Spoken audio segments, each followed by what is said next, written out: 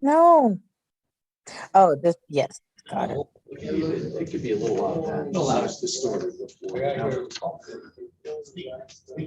Hey, Brenda, can you say something? Yes. Keep talking. We need to hear a loud Hispanic comment.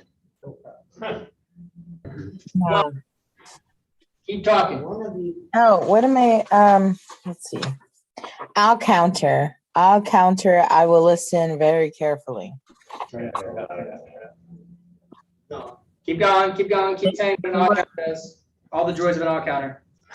For the use of vocal pauses and crutch words such as you know, and repetitive words or phrases, I will keep track of everyone and give my report to the general evaluator at the end of the meeting.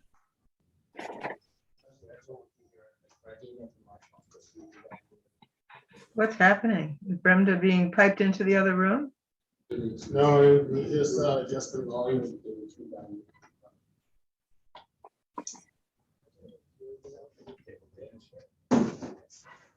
David Marsh says Hans is sick. And then if Natalie comes, we can figure out what we're doing. Yeah, that's Or no, sorry. So there we go. Oh, I should have said the joke.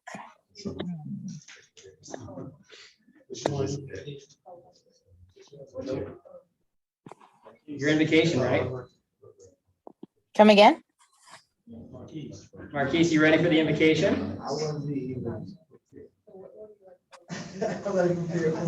You're on the list. We were talking about it. So who has a joke for us? Brenda, you have a joke for us? Okay. Are you ready for the invocation, Brenda? Yes, I have something. So, good evening, New Beginnings Toastmasters. I am your acting sergeant at arms for this evening. Unfortunately, the current sergeant at arms could not be here. I am acting in his place. And without further ado, I'd like to start the meeting by calling on our invocation person or our joke master, and we'll see what she decides to do. That's going to be Miss Brenda Paredes. Good evening, fellow Toastmasters and guests. I would like to start off with a statement. I hate when I have to go to Walmart. I hate when Walmart doesn't have what I need, and I have to go home, change out of my pajamas, and take a shower so I can go to Target.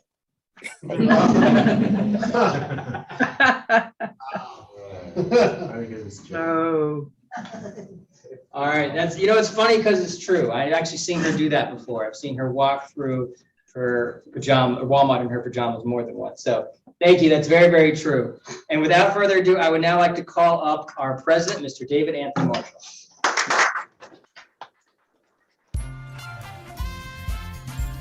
Sir.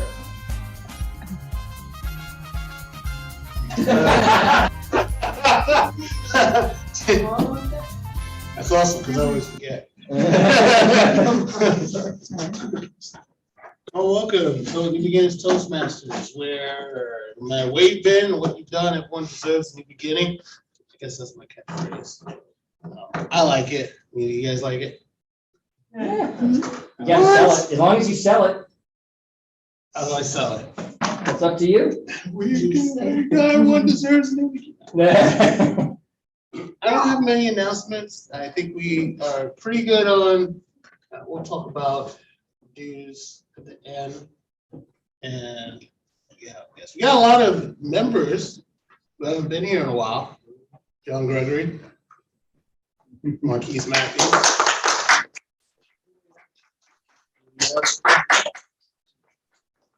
Can't forget Julita. Can't forget Julita. I think Donna hasn't been here in a few months. Donna, yeah, it's been a while, Donna. Donna James. Elizabeth Clare. Yeah. Sonny just walked in.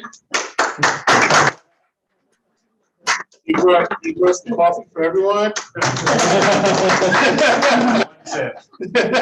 Everyone take a sip. Who here grew up when you did, like you took a zip? Everyone know what a zip is? No. No, you want to take a sip from someone's drink, but you don't put it to your mouth. You just kind of water down. Ah. Y'all ever did that? Must be a South Bronx thing. I don't have any announcements. We have 4 speakers. Hopefully Priscilla shows up, so I'll have 4 speakers. So we're just gonna get to it. But I do want to take a couple minutes because we do have some new members, 4 or 5 new members that we want to acknowledge. We have Niv.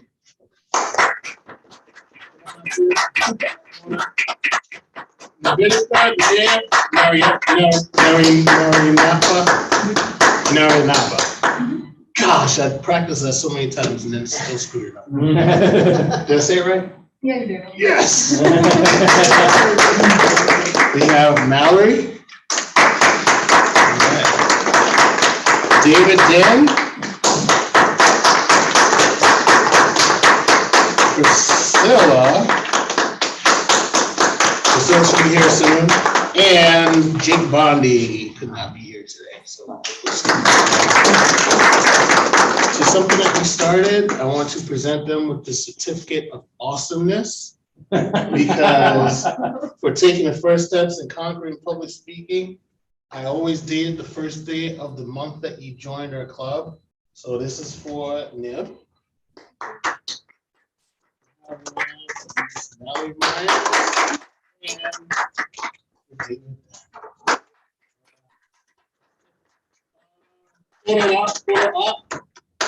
Oh, there we go.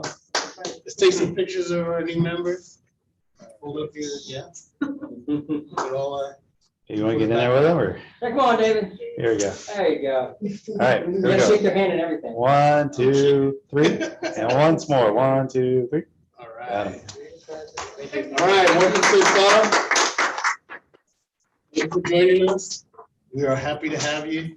Bring a friend, bring some guests, and join the fun. Without further ado, I'm going to pass this on to our Toastmaster of the evening, Andrew Buck.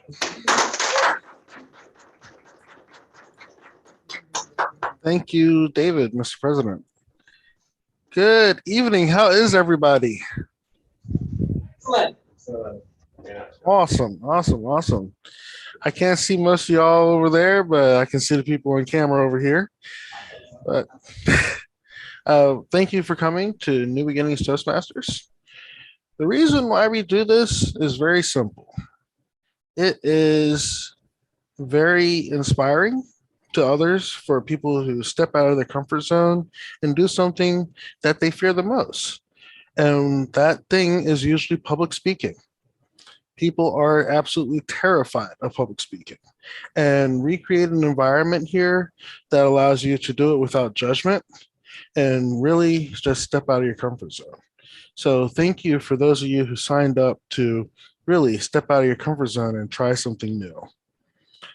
So we have a full agenda, and I will start by introducing our general evaluator, who will introduce the helper roles that will help me get through this meeting today. So Mr. Robert Riggs is our general evaluator. So Robert Riggs, please come to the lectern. Hello, everybody. Welcome back. I am your general evaluator for this evening. My particular role is little things everywhere. I'm supposed to observe the whole meeting and find out exactly how we're doing, both in here and on there. That means every little detail should be on point, right? Do we have a snack master, Mr. Zach Phillips? We do. It's right over there. Does everybody here have a role? Is there anybody here who doesn't have a role? Oh, I think there's one right there. And I think Lee Walker. Oh, but Jolita doesn't have a role either. So we have some people who don't have roles, which means maybe those people get to be asked table topics so that they actually can be a table topic speaker and have a role. All these little things that we get to make sure everybody gets involved, everything's done to the best of our abilities, and we have fun. That's my job. It's from the beginning when we actually started preparing for the meeting, which would have been about 2 weeks ago, right at the end of last meeting, literally the end, till now. So let's make it a wonderful meeting, okay? Now, I can't do this by myself. I know everybody's like waiting for the clap, right? I can't do this by myself. There are helpers here, and there are also helpers out here. The first helper that I want to call up is the grammarian, the one, the only. She's come down here all the way from Canada, Miss Elizabeth Clare. Thank you, Mr. General Evaluator. Can you hear me? We can, very well. Okay. Grammarian is a very special role, and I'm pleased that you assigned this to me. The way we speak tells a lot about us, and if we are speaking carefully and following the grammar rules as they are induced in us in 3rd and 4th grade, nothing to fear. However, if you make a grammar mistake, I will record it and teach us not to do that by the end of the meeting. I'll also be listening for interesting phrases that people incorporate into their speeches and give a report on those. Mr. General Evaluator. Thank you, Madam Elizabeth Clare. Another thing I'm going to see if everybody's doing is after, when everybody comes up, when anybody sits down, when anybody says anything, are we clapping? This is important. That's a little thing that we want to make sure that we're doing. And another little thing is the ahs, so, buts, those kinds of weird, awkward phrasings. That's what Bremda's going to tell us about. Miss Bremda Paredes is our awe counter. Please welcome to the virtual lectern, Bremda Paredes. Good evening, fellow Toastmasters and guests. As an awe counter, I will listen very carefully for the use of vocal pauses and crutch words, such as and repetitive words or phrases. I will keep track of everyone and give you my report to the General Evaluator at the end of the meeting. General Evaluator? All right, thank you. Thank you, Bremda. Excellent. And Mr. Zach Phillips was kind enough to remember a small detail. Gave the awe counter sheet to Bremda at her house, correct? See, he's on point. Everybody, thank you, Zach, for making sure he's on point for that. I appreciate that. We actually have another person who's filling a dual role. Now, you can actually give up one of your roles if you want, or you can keep both of them. It's up to you. Do you want to give one to somebody else, or do you want to keep both of them? Give one up. Okay, which one would you like to give up? Listen up. Do you want to give it to her? Do you want to give it to Sandeep or Lee? Pick a number 1 through 10. Okay. What's the number? What's the number? I thought. Number's 4? Yeah. All right, then that's going to go to Julita. Oh. Excellent. All right, so which role would you like to give her? Oh, listen up. All right, Julita, are you familiar with Listen Up? Oh, that is really the fun one. Are you sure you want to give the fun one? Yeah, but the word of the day is already there. Oh, the word. Oh, okay, so we're actually going to switch a little bit. The Listen Up is going to go to Julita. Now that's where you get to ask. Well, you'll come explain that in a minute. So she'll come explain it in a minute. In the meantime, I'd like our word master to come on up, Miss Mallory Myers. Please come up and tell us about word of the day.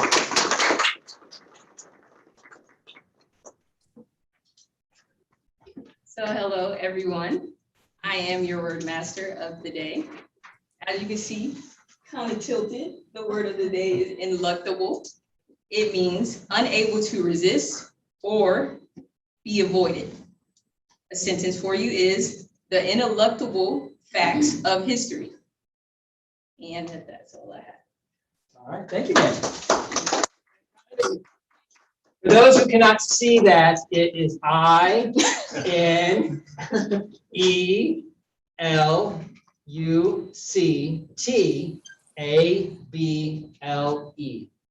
Inelectable. I've actually never heard that word, so that was very good. Very good. Thank you. And we also have a listen up. That's going to be Miss Julita Pittman, who's going to come up and tell us all about that. Come on, Julita.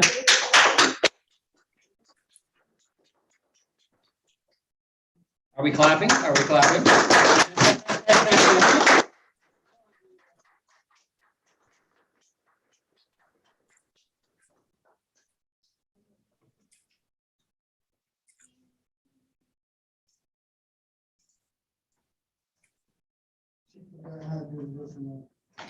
Whatever comes to mind. Read off the sheet.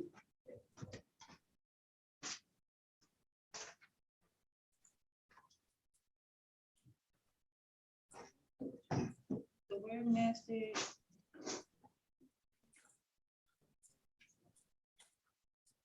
The The word master introduces a word of. So say it loud, say it proud, right into that camera.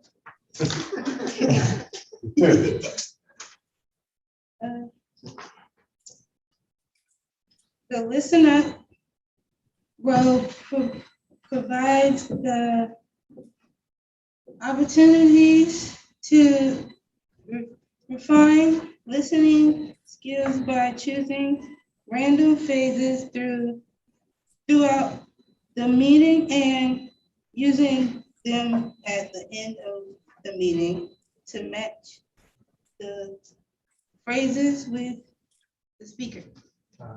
Thank you.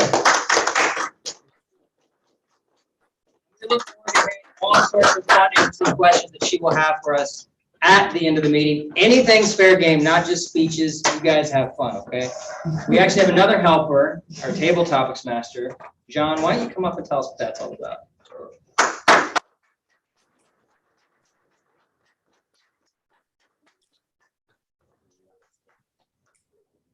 You don't have to go. Okay, cool. All right, so I'm table topics masters today. I'm going to be picking a few people that probably don't have roles to answer a couple questions. You're going to basically talk for 1 to 2 minutes about a subject or whatever the question is. So, yep. Today I'm going to be doing Halloween themed stuff. It'll be really fun. Yeah, that's it.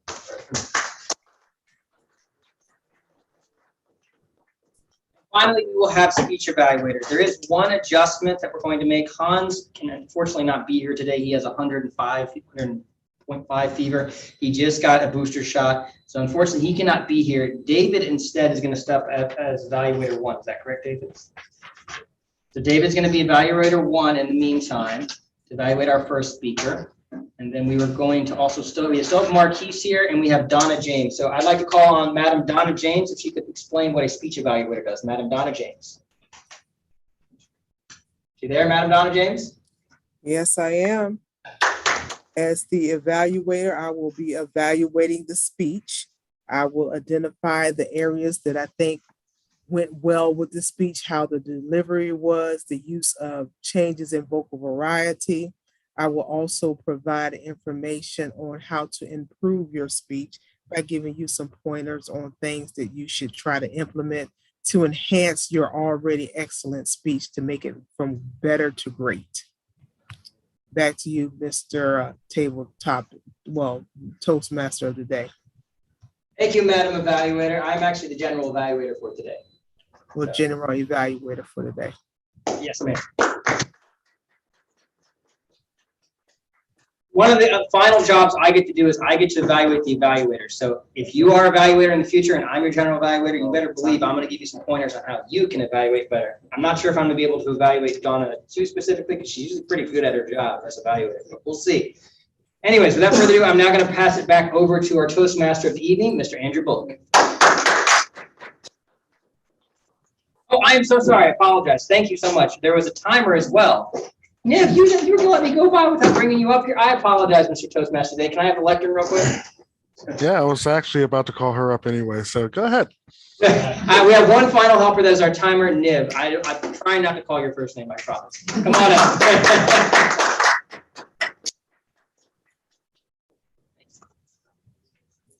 Hello everyone, I'm Niv. So I'll be the timer of the evening, and as you all know, I'll be holding up the green signal when it's about when you're about to finish. And no, sorry, when it's midway, I'm gonna hold up the yellow, and when it's time to finish, I'm gonna hold up the red. So yeah, do your best. Thank you.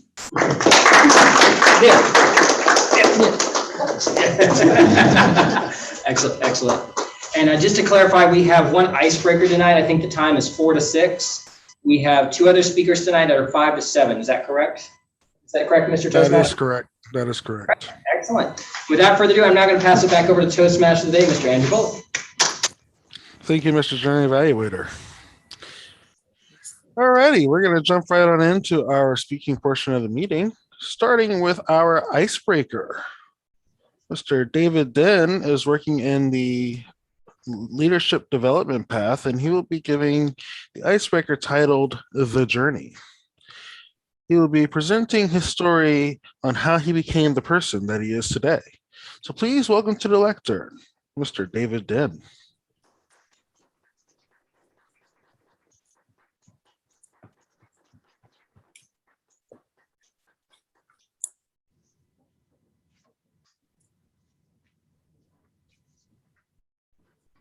Good evening, everyone. My name is David Din, and today I will be presenting my first ever speech for this organization, the Icebreaker Speech. I was born and raised in Virginia Beach, Virginia. I am Vietnamese, and I am fortunate enough to have one brother. Looking back, not that far back, because I'm young, my childhood was an absolute headache, and I was a monster. I can't believe how my parents dealt with me, because if I had a child like myself, I would put him in the corner and say, rice and beans per day till 18. And I was that weird and dumb kid, always getting into fights, always getting into trouble. I acted like the class clown in my classroom to make people laugh. And I was also always causing chaos and trouble wherever I went. I remember one time when I was little, I stuck my pinky finger in a fan because to see if the fan would if my pinky finger would get colder, the more closer I got to the fan. Well, Einstein me, it was correct, but blood started gushing everywhere. I started screaming, crying, my parents were panicking, and I got sent to the emergency room, and I got a cool scar to show it for. Yeah, so I was loud, extroverted, and very active as a kid, but look at me right now. I identify as shy, quiet, and I'm usually hard to talk to. So what happened? What changed me? Well, in middle school, I suffered from a common oral health disease called gingivitis. And gingivitis is caused by poor oral health hygiene. And it has symptoms of swollen, reddening, tender gums. And the one that caused the most effect to me was bad breath. And left untreated, gingivitis can actually progress to a higher stage of gum disease called periodontitis. And this can cause nerve loss to your teeth, which can cause tooth loss and tooth decay. But it was in my class, I was talking to a group of friends in 6th grade, and I remember one of them saying, David, your breath smells so bad. And then I stopped. I never felt so vulnerable, and I didn't realize that at this time, but it was a life-altering situation for me. And this interaction with other people kept happening, and then I started to kind of isolate myself from everyone. And I started becoming antisocial, and it was hard for me to open up because it became a habit. Days, weeks, months, years happened, and it was hard for me to open up with people. And I'm still suffering from the effects right now. But by being alone and during this time, I could look at it in the negative side, but also there are all positives. I became more in tune with what I am or with what I want out of life. I started to actively get better grades and not be a class clown anymore. I started to develop myself into a better person, whether that be through working out, eating healthier, and reading books and that. But wrapping up my speech, the lesson in the story is perspective. I had a life-changing situation, but I also looked at the perspective of it. It helped me grow as a person, and it helped me actually make me want to pursue dentistry as my profession, which I didn't realize it at the time. So, perspective.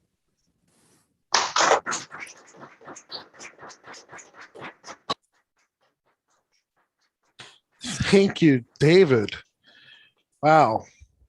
That is the first step in a greater world in Toastmasters. Please give David a standing ovation for giving his icebreaker.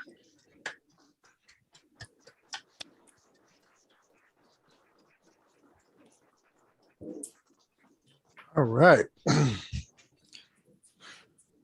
Madam Timer, can we get 1 minute on the clock for our evaluation and feedback?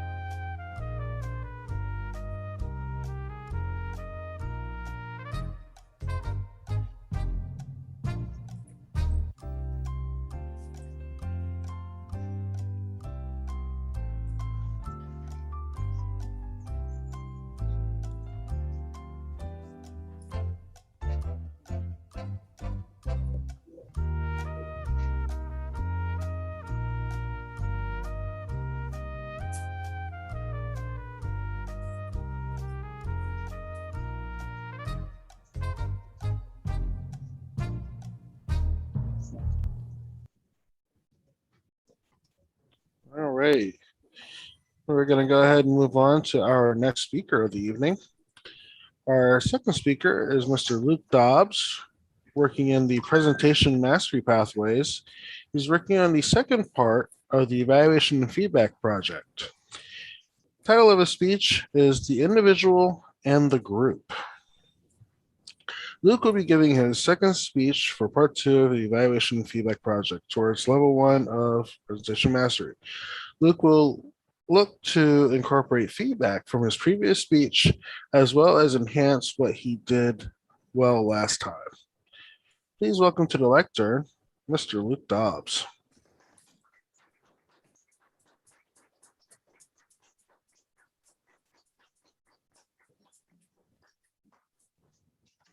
Thank you, Toastmaster. Good evening. And good evening, Toastmasters and guests. I would like to ruminate tonight on ourselves as individuals, really more on how we treat each other as individuals. So, is there a type, that you just can't stand, right? Those people. I mean, they're all just like that, right? Just completely backwards. Sometimes I don't think they'll understand the backwardness of how they think, or if they can change it. And how about the way they all do that thing? You know what I'm talking about. Now, this might be just a thought experiment, or perhaps speaks to values or beliefs you already hold. But consider, man has a divine expression. If man is an expression of God, if we're all made in his image, then it's natural and good for us to revere each other with a sense of divinity in our hearts, right? And typically we do. I mean, it's pretty natural. With one-on-one situations, we see each other in the eye, we share an experience, we censor each other's emotions. To befriend, connect, and accept, flaws and all, a child of God, of the universe, big U, each finding our place in it and fulfilling our place in it. The dissonance. So the dissonance exists when we perceive the individual as a representative of a group, or maybe our opinions of that group, regardless of other realities. You see, now the divine individual disappears into that group. They're no longer an individual to us. Everything becomes sport. Tech versus state. Red versus blue. See what I'm getting at? You ever feel like we're almost playing a game with things that are really of great importance? You join a team, whether sports or ideological, or even an ethical team. You assume the identity of that team. It can be ineluctable. You then start to find yourself making all your choices in line with that team. Because now you want that team to win at all costs. Unfortunately, it's kind of a human condition, isn't it? Survival mechanism. Safety in numbers. Simplifies our choices. It kind of conserves energy and thought. Makes choices easier because we just go along with it. So now others become just that, the other. An opposing enemy force that we must beat or conquer instead of see like we do as individuals when we want to. Is anyone familiar with the Christmas Truce of 1914 in historians? This occurred in World War I. And it was a point in time, of course, near and about Christmas in 1914, when the gunfire subsided and the bombs quieted. And that silence was filled by Christmas caroling on both sides, actually. History.com editors write, at the first light of dawn on Christmas Day, some German soldiers emerged from their trenches and approached the Allied lines across no man's land, calling out Merry Christmas in their enemies' native tongues. At first, the Allied soldiers feared it was a trick. But seeing the Germans unarmed, they climbed out of their trenches and shook hands with the enemy soldiers. The men exchanged presents of cigarettes and plum puddings and sang carols and songs. Some Germans lit Christmas trees around their trenches, and there was even a documented case of soldiers from opposing sides playing a good-natured game of soccer.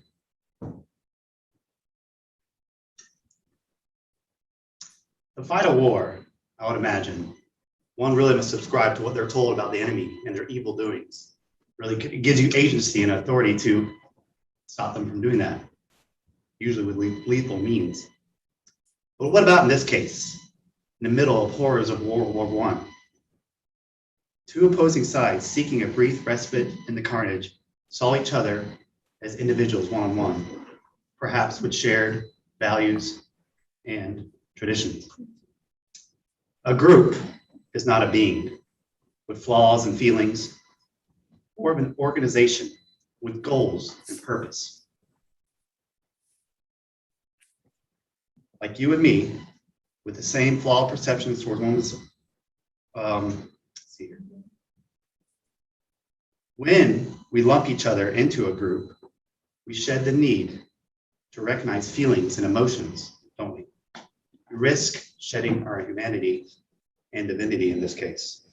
Let us remember that these groups, these others, are actually made up of individuals like you and me, flaws and all, with same flawed perceptions towards oneself. Let us treat each other first as individual expressions of the divine.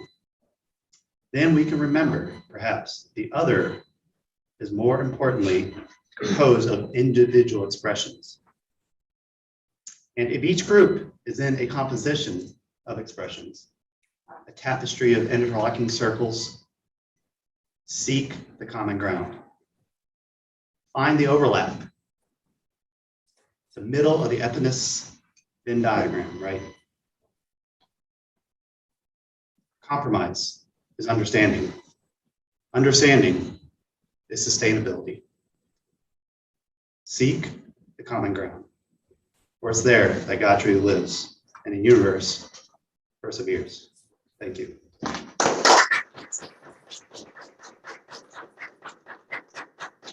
Back to you, Mr. Toastmaster D. Thank you, Mr. Dobbs. Thank you for that dynamic discourse. This timer, can we have 1 minute on the clock for evaluation and feedback for Mr. Dobbs?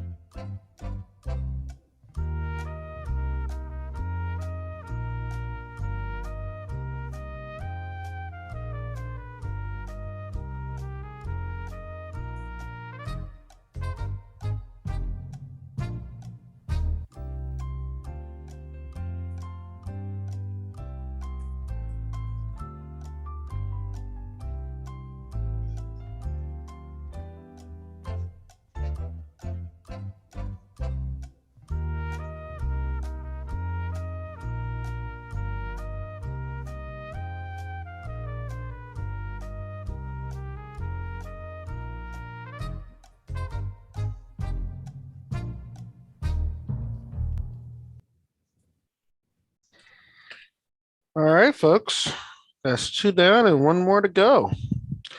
We have 1 more speaker this evening to give a formal discourse, and that'll be Mr. Zachary Phillips, who is working also in the evaluation feedback project, but he's on part 1 in the engaging humor pathway. Title of his speech is Gamify Your Life, One Roll at a Time. Please welcome the gaming master, Mr. Zach Phillips. Thanks very much, Master Andrew. I'm first going to find that marker. It is right somewhere. It'll be here. Okay. Raise your hand if you want to reduce your overthinking nature. I know I'm quite the overthinker. Raise your hand if you want to become less of a procrastinator. Just more action taking. Well, I think I may have come up with a solution for how you can do that sort of exact thing. But first, let me talk a little bit about the history of my thoughts on action just in general. I've always, since I got the smartphone a long time ago, I've always had like a to-do list app. And I was looking on the internet, and this is all about gamifying your life. So I found a to-do list called Epic Win, and you play as like an actual character, like, and you do all these to-do lists. You set like this task, like, oh, do your laundry and exercise and whatever. And if you complete the task, you get like better levels in like health or just any sort of skill, just general technical skills and things like that. And I at some point deleted the app, or I just lost it or something. I got a new phone, so I wasn't able to do that. But I was always thinking about, like, how can I gamify my life in order to get more done? And so about in 2015, this is how long I've had this, I got this die. And it's like a Dungeon Master, gaming die. And Robert Riggs even mentioned how there's an episode of Big Bang Theory where Sheldon, does this exact sort of thing. But this is completely brand new news to me. So, but this is actually what I started doing myself, with great effect, actually. But it began in other ways. Like I was going to the gym quite a lot, and I was deciding which gym I would go to. I'm going to go to this gym, or I'm going to go to that gym. And I pulled out of my pocket, pick a number between 1 and 100. And, like below 50, I'll go to this gym. Above 51 or whatever, I'll go to that gym. And just the simple fact that I took myself out of the equation, just left it completely up to random chance, I was just like, so much relief. Like I just took myself out of the equation. I gamified my life and just left it up to chance. So, but a couple of days later, I actually have 2 dice, but I'm going to develop 12 tasks, and I'm just going to roll the dice. I'm just going to, okay, 8. I'm going to read for 20 minutes. And here's the great thing about it is once I do that, I tend to easily do stuff on the rest of my list, whether it be write, whether it be exercise or meditate or anything like that. So it's a really great way to get more done with your life.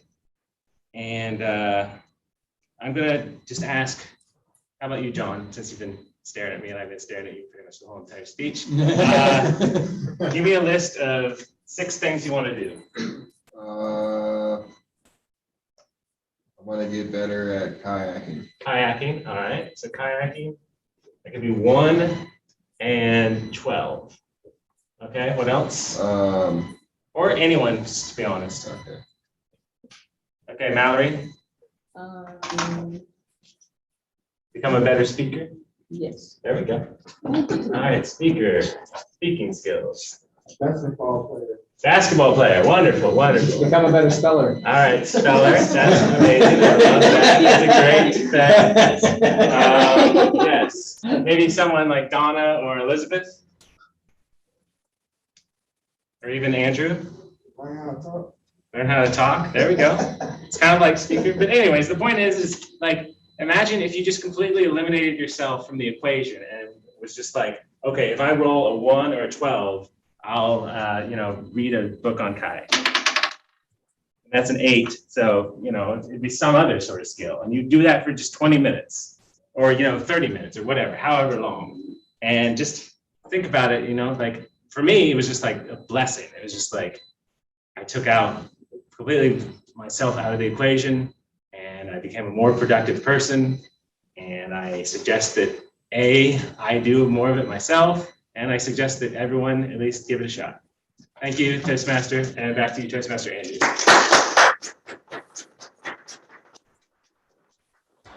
Thank you, Zach, for rolling the dice and gamifying your life for us. We always appreciate your approach to life. Alrighty. For one last time, I'm going to ask for 1 minute on the clock for evaluation and feedback for Zach Phillips.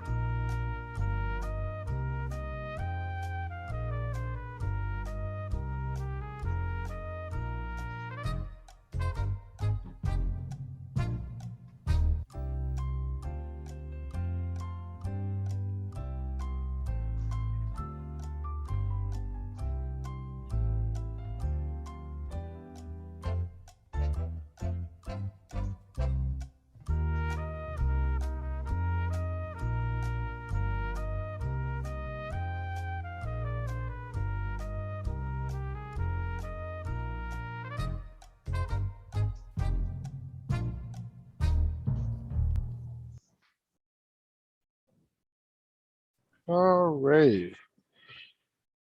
Can I get a timer support, Nev, on our speakers?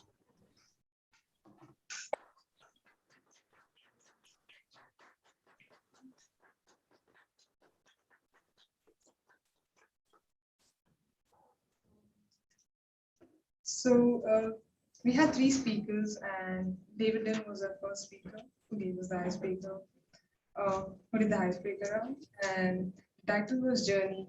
The actual time was 4 minutes 1 second. So he finished the speech on time. And the second speaker was Luke Dog.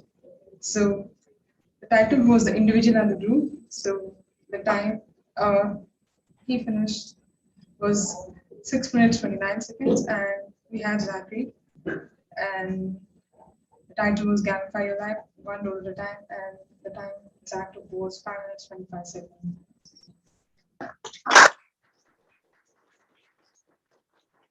Can somebody repeat that time for Zach? I didn't catch that.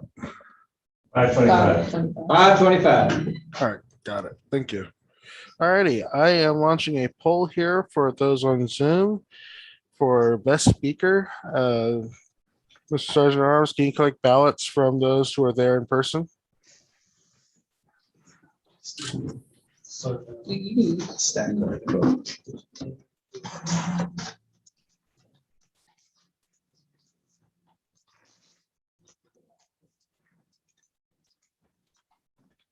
Hi, Luke. Great content of your speech. Period.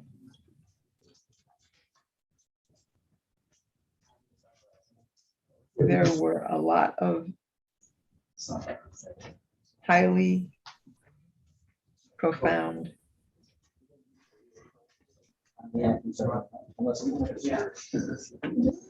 expressions.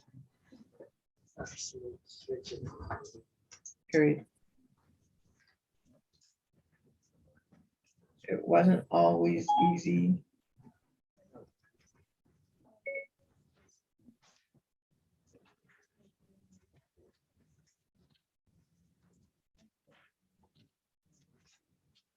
The acting sergeant at arms, I will take the votes.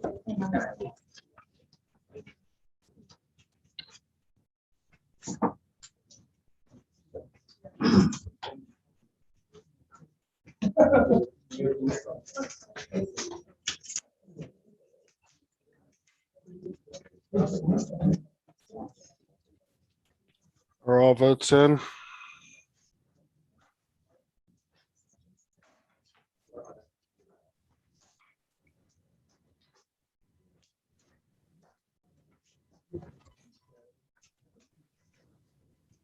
Acting sergeant.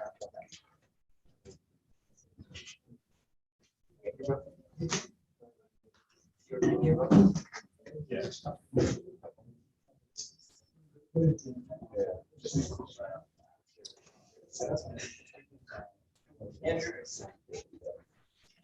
We good? All right, Mr. Andrew Bullock, if you could do me a favor and send me a text with your vote count. Yeah, I got it. I got you. Alrighty, at this time, we are gonna go ahead and take a 10-minute break. So we will reconvene at 7:55. Thank you. Meantime, go eat cupcakes. They're delicious.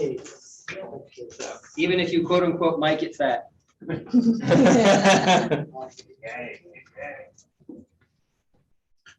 Give me cupcakes. Hey, pass them over.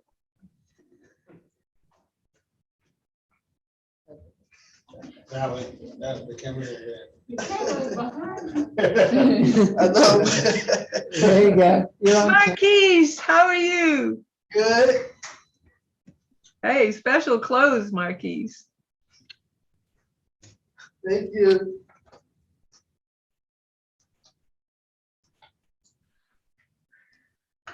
I was thinking Marquise looks a little vibrant right there. Yeah. Donna, how'd you get a snack if you're on Zoom? Did you bring your own snacks? I have gum. Oh. Trident watermelon. Oh. Can't see it. There it is. There it is. Okay. So that's my own special snack. Mm-hmm.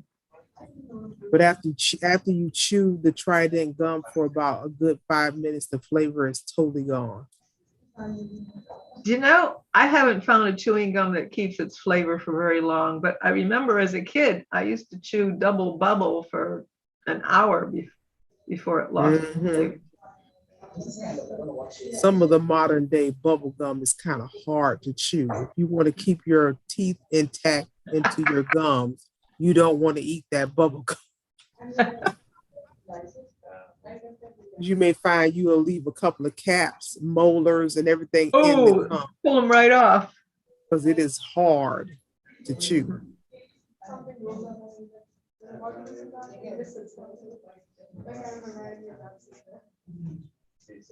Plus, I had some cashews, but I've been eating them like crazy that I can't eat anymore tonight. I need to take a break. Oh, they're hard to eat only one or two. Exactly. Like potato chips. Like, just like one more. Potato One chips. more. You'd be like, just one more. I'm going to eat 5 more. Then after I eat these 5, I'm going to take this bag and I'm going to ball it up and put the clip on it and put it on the counter. And you may do that. But then 2 minutes later, you're going to say, you know what, 5 more is not going to hurt me. So you go back to the bag, unroll it, take the clip off, pull 5 more out, put them on a paper towel, roll the bag back up, put the clip back on, put it back on the counter. Yeah. And you sit there and you eat them in less than a minute. So you watch a little TV for 5 minutes and you say, you know what, another 5 more chips aren't going to hurt me. Then you, all of a sudden, you looked at your bag and you realize your bag is empty.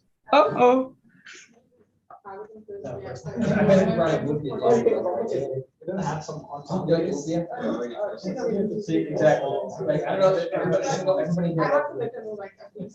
going to go get a snack. I was trying to find a pumpkin scene, but I couldn't find a really good one.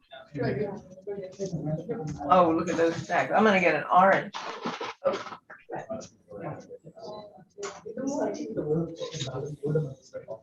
Yeah.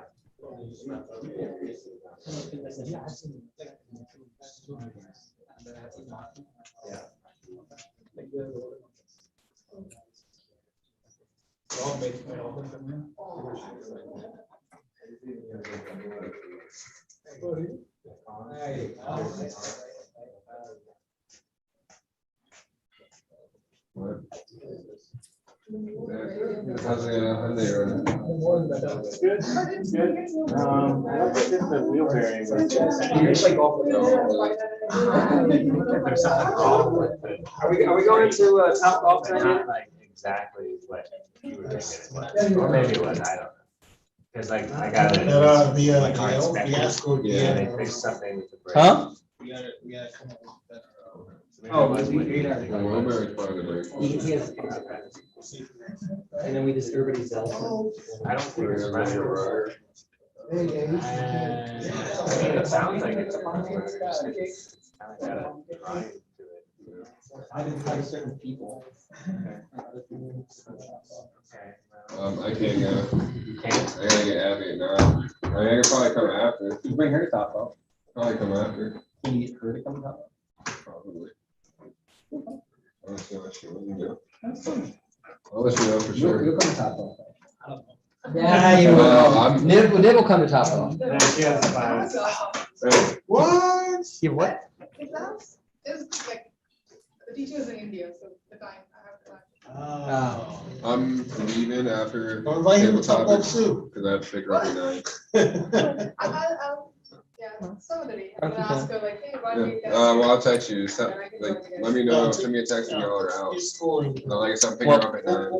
Just assume that we're gonna be leaving here by like 8:15, 9 o'clock. Okay. You can have fun. You know, one thing that my fiance is on. I ate the cupcake off. Make the cupcakes. Now, I don't know why, but yeah, exactly. It blew my mind the first time I saw that. I was like, it can't taste better. Like, I guess it does. Mentally, yeah. Oh, that makes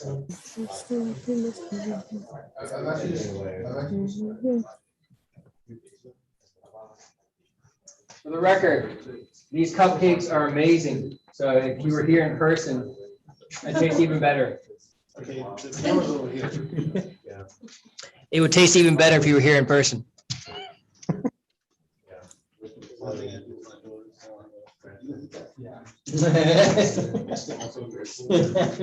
Was that supposed to impress me, Rob?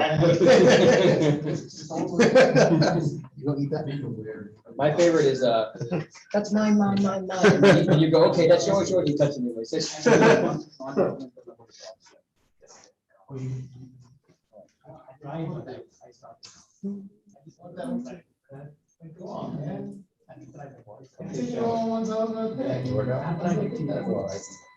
It is, Mr. What's it saying? So, you came in June. Welcome to the class. So, this is what your third speech? Good face. Good face. I know she's really right now. You're considered just writing that one. The next song. I think I wrote my first like 3 speeches. Yeah. And yeah, I didn't really enjoy giving speeches until I stopped writing speeches. Yeah. Do the outline. Do the outline. Yeah. So.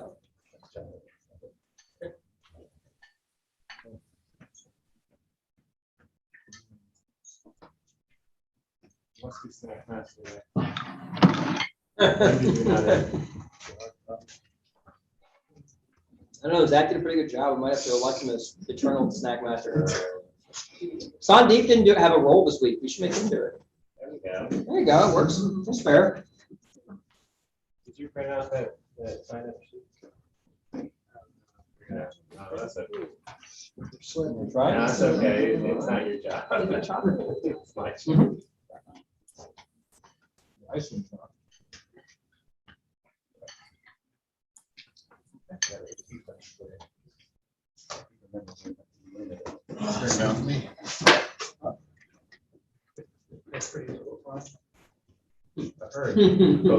In comparison to everything else, no. True. But in retrospect, in terms of, is there a lot of steps? Yes.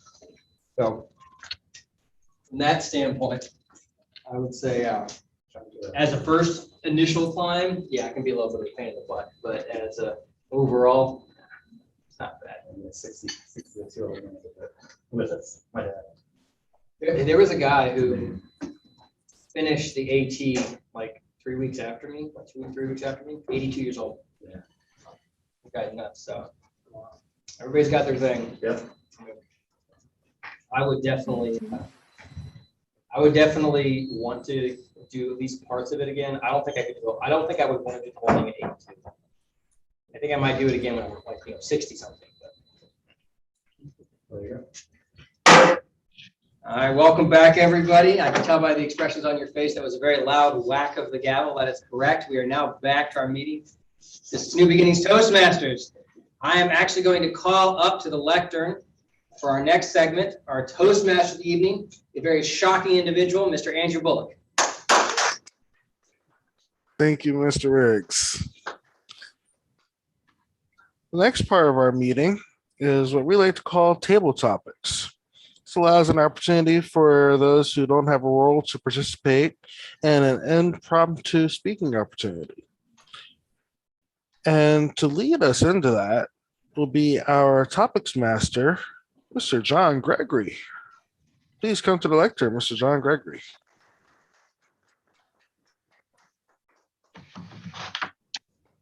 All right, so I'm pretty bad with names. I'm gonna go ahead and say that. Let's see here. Let's go with yeah. We're gonna get you first to come up here. I'm gonna ask you a question. All right. So we got, if you woke up in a graveyard and were locked inside and started hearing scary sounds, what would you do?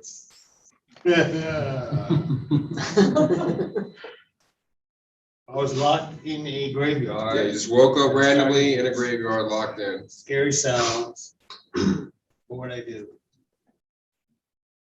Gonna assume that whoever kidnapped me was kind enough to put my phone in my pocket and have it charged 100%. Because then I would just grab my phone, turn on the light, right, so I could see what sound is, right?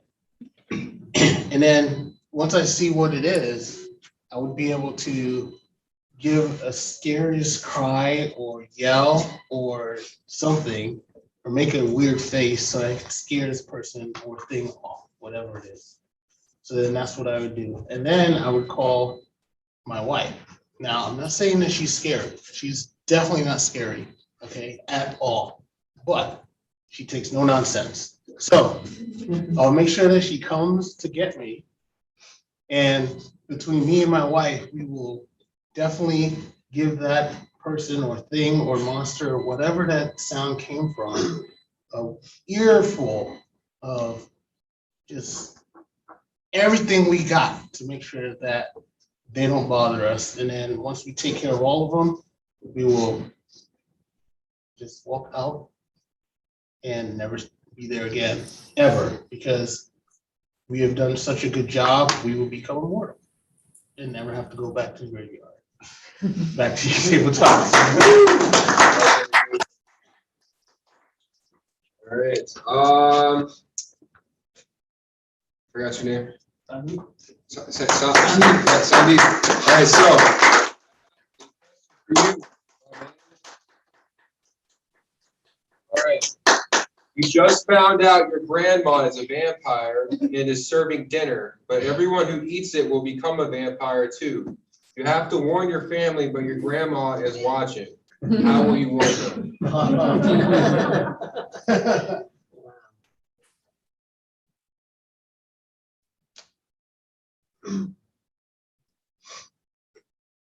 So yeah, what I try to do is maybe I would just give a sleeping pill to my grandma and make her sleep, so that like once she sleeps, I can just try to warn everyone that you should not eat the food, and if you eat the food, you're going to be turned into a vampire. And once maybe my grandma wakes up, she's going to find out that I did this thing, and she's going to try to do the same thing again.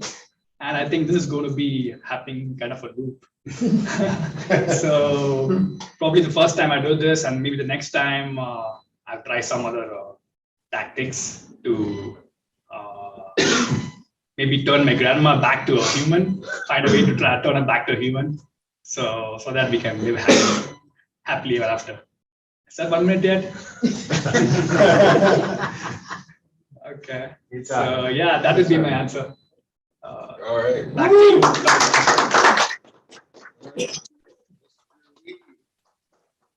Come on up.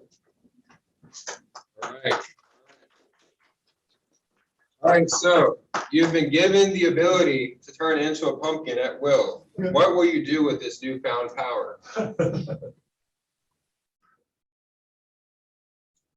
Mr. Table Topics Master, fellow Toastmasters and guests, I've turned into a pumpkin.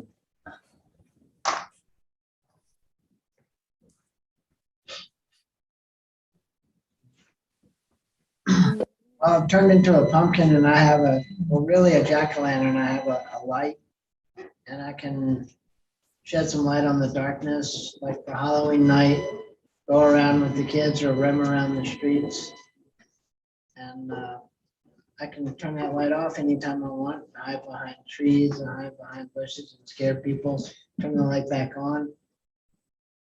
And just kind of go around neighborhood, the streets, just participate in Halloween to see what's going on in the neighborhood, the streets, see how the kids are going. I'm sure they'll be excited this year because last year was kind of shut down.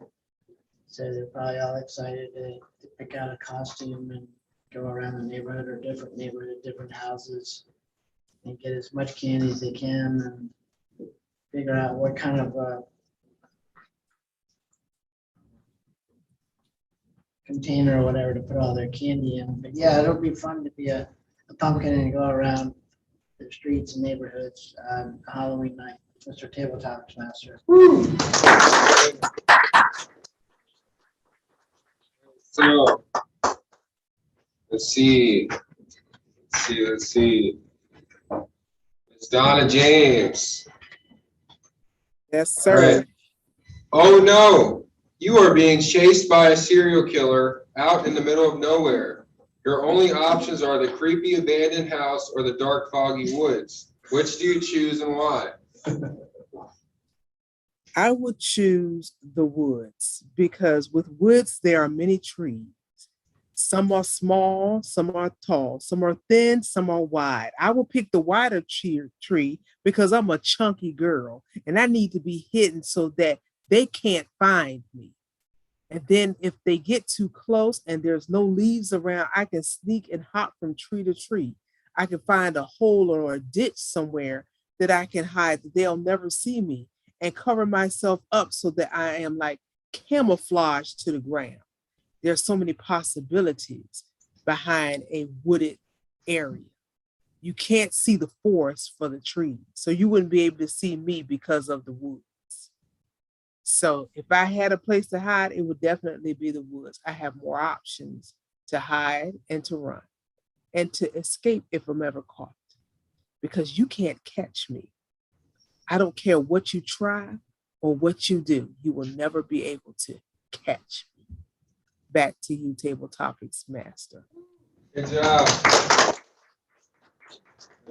I got one more. Does anybody want this last one? Can I see some hands? Hands up. Hands up. All right. Mallory. Did I say it? Okay. All right. So this is the final question. You got time for at least 3 more if you want to. I have one more. All right. So this is probably the simplest one out of all of them, but what is the scariest Halloween experience you've ever had? The scariest Halloween experience I ever had. Well, I used to live in Augusta, Georgia, and there's this haunted house called Plantation Blood. And I went with a group of friends and we were all in the haunted house. And the whole time I'm in there, they're just coming out of nowhere and trying to make you scared. So, I'm fine with that, just going through. And out of nowhere, someone touched me, didn't know they could touch me. And I started screaming, running straight through the haunted house. First of all, we weren't supposed to scream. And that's probably one of the scariest moments I had for Halloween. I really don't celebrate Halloween like that, so that would probably be like the scariest. But if I could choose something else, I would probably choose scary movies. Scary movies are pretty scary, so especially during Halloween. So thank you. I can do one more because I just thought of one. Let's see here. All right, Miss Elizabeth Claire. Sorry. My question for you is, you're alone in your house. You hear a big scary thing stepping down from the attic. You have 1 minute to find something to defend yourself with. What do you grab and why? Thank you for that scary question, Mr. Table Topics Master. I hear a thump coming out of the attic and I am terrified. I'm paralyzed with fear because I always suspected that my house might be haunted. And I grab my ferocious protector right there and she'll run and catch that terrible thing and protect me.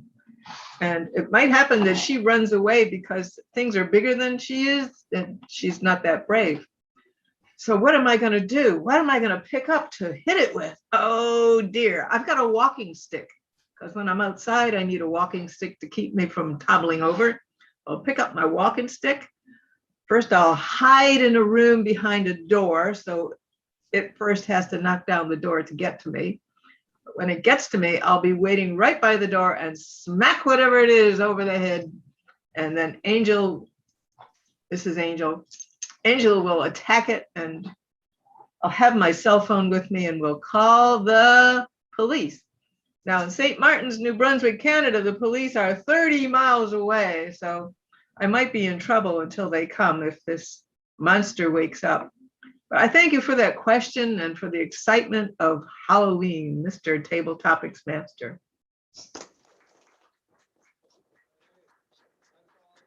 Table topics. I appreciate y'all's attention and the fun that we've had together. Mr.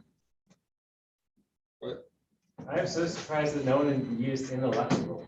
It's like a perfect opportunity. Okay, so this is an ineluctable time for me to pass our Toastmaster evening. Thank you guys. Thank you, John.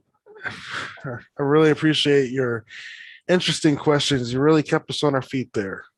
Can I get a timers report for all of our table topics participants?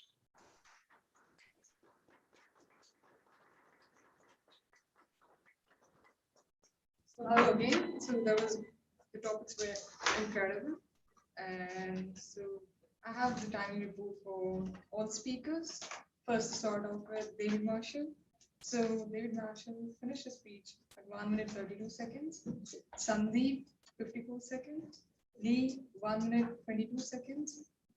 Donna James, 1 minute 5 seconds. Mallory, 1 minute 9 seconds. And Elizabeth Clare, 1 minute 21 seconds. Thank you, Nev. Appreciate that timers report. I am going to put up the next poll. Mr. Sergeant at Arms, can you please collect ballots for the best table topics speaker?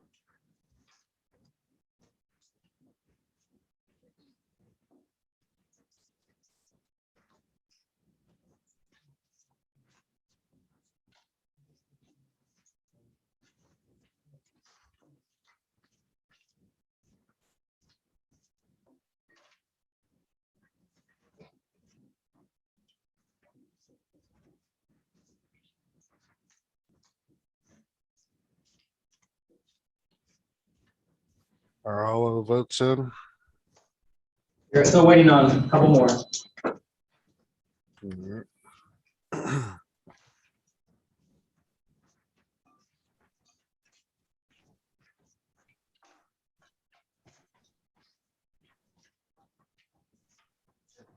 All right, All the votes are now in.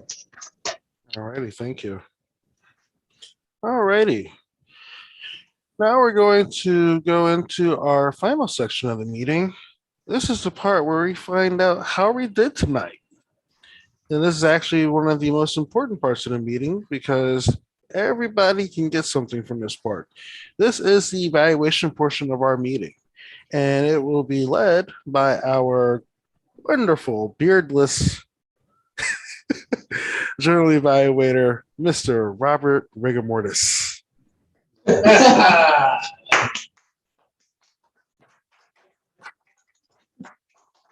Thank you, everybody. This is the portion of the meeting, as Andrew said, where we get to actually hear what we did right and maybe what we could improve on just a little bit.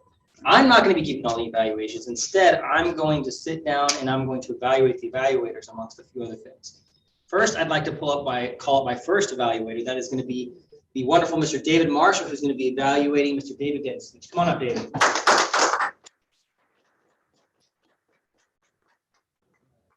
Yes, sir. All right.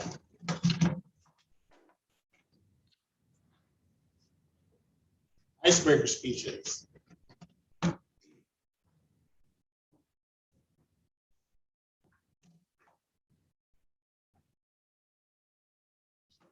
Icebreaker speeches are meant to have our new members introduce themselves to the club.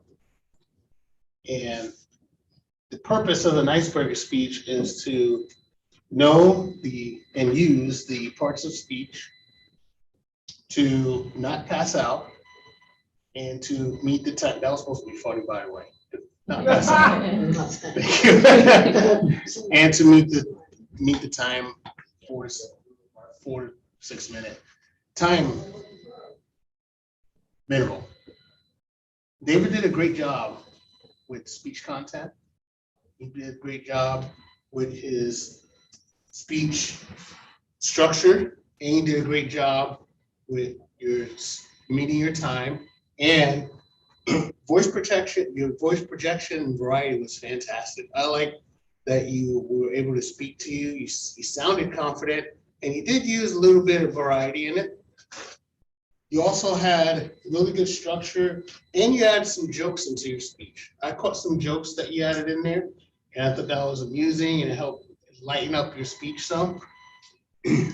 What I would do, so one of the things that I think you would need to work on is to step away from the lectern.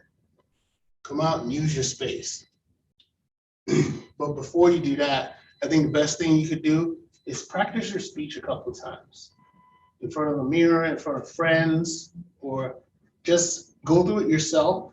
What I like to do is I like to go through my speech a couple of times, even in my room, say it out loud, and what I'll do is I'll write it out, and then as I'm practicing it, I'll break it down to bullet points. Because what I want to do is memorize it as best as I can. Because your icebreaker speech is about you. It's your story. No one knows your story better than you, right? So if you write it out what you want to say and then break it down to bullet points, you'll be able to speak from the heart, which means you could come out and use the space and look at people in the eye, maybe use some more hand gestures, right? So that'll help you be a little bit more confident, a little bit more engaging with the audience.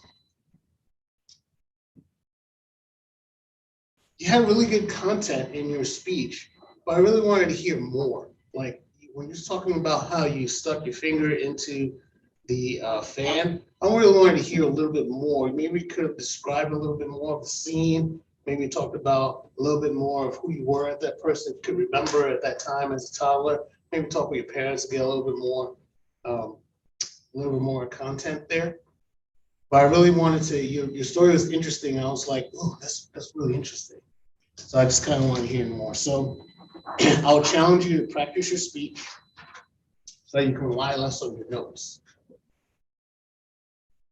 And that will allow you to step away from the lectern and focus more on engaging the audience, using eye contact, maybe using your hand gestures.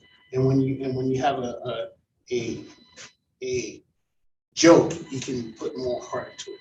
What your icebreaker is about you, and no one knows better than you, Mr. General Evaluator.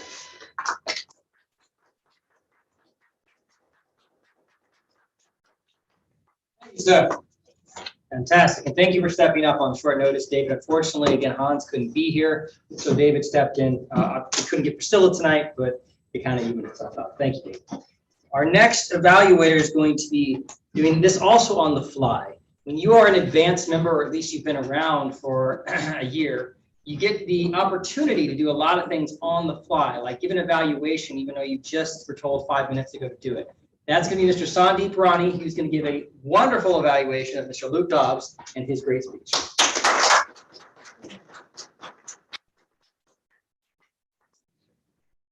Good evening, everyone. So I was just assigned it like few minutes back. So Luke, I'll just try to do my best, whatever I can. So first, let's start with the positives. You had great speech content, first of all, to say. I think you kept the audience more engaged. You used historical facts like the World War, and I think you brought my attention to that. And then you maintained a good eye contact for the most part. I think you were speaking to all the members individually. So I felt that you were speaking to each of the people individually. So I felt that you maintained a good eye contact. And then you had good vocal variety also. Like you had like a bit of highs and a bit of lows. So you used your tone and your speed. Your speed also was like good at a good pace. And I think you had a good comfort level also, like for the most part, I would say. And yeah, that would be my 4 positives. So next, I would like to go to the negative parts. So first, I would say like you made a few nervous moments. I would say like I think you kept your hands in your pocket sometimes, and then you drank water sometimes. So I just felt like you had a bit nervous moments. So maybe you can work on that next time.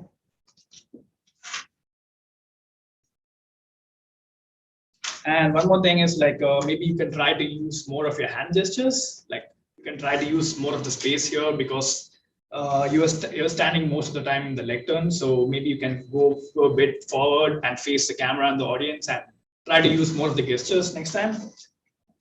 So to challenge yourself, I would say try not putting your hands in the pocket first, and try to be more expansive with your body language and speak more away from the lectern, like as David said for David.